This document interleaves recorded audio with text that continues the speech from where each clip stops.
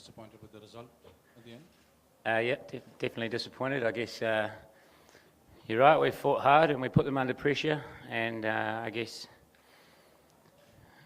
yeah, very disappointed in the last over to lose like that. 2020 can be pretty harsh, and I guess tonight it was a little bit harsh on us in that last over. Zimbabwe played reasonably well at the end, obviously. I think Brendan Taylor batted very nicely to sort of get them into a good position, and yeah, I guess very disappointed that we couldn't quite finish it. It's probably a big over. The 17th was a big over, but that's going to happen at some stage. Really happy with what we did after that. With the last 2 overs were fantastic, and we sort of fought all the way. 140 was below par.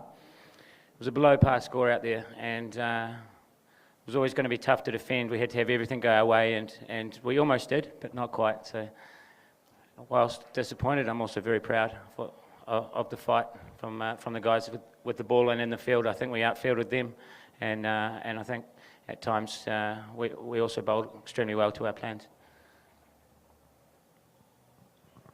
You said 140 was below par.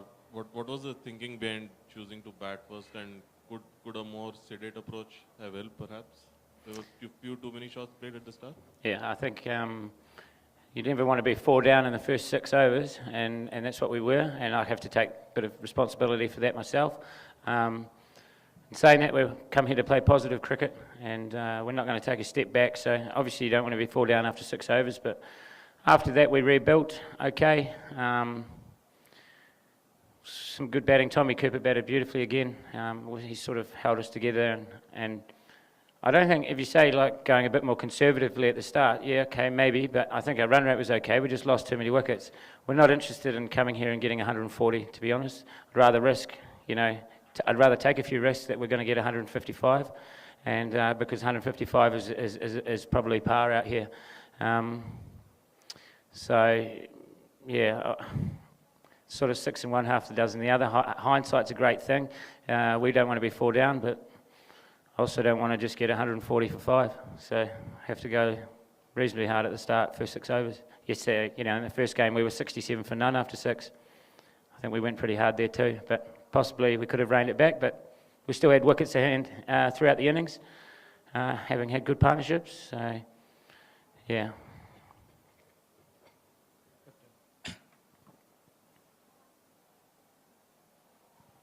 What do you think about next game against Ireland?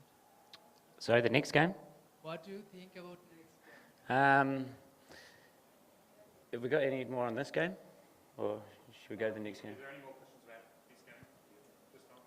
And then we'll do the next game in a second, yeah. Peter, Tom is having a good tournament. In those 2 games, would you have wished for the other guys to have chipped in as well? Yeah, I hope.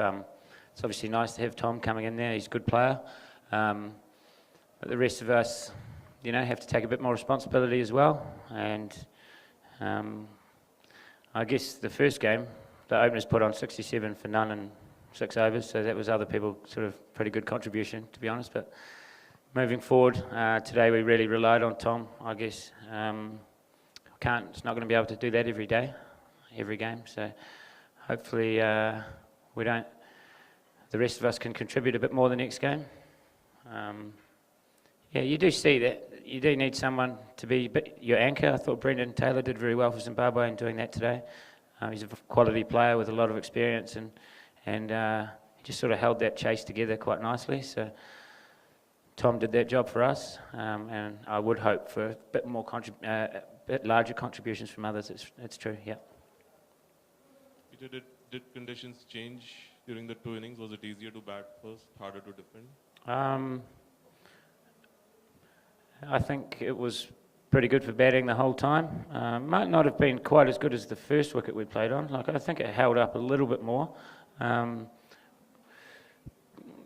still think it was probably a 150, probably 155, 160 par. But yeah, it held up a little bit.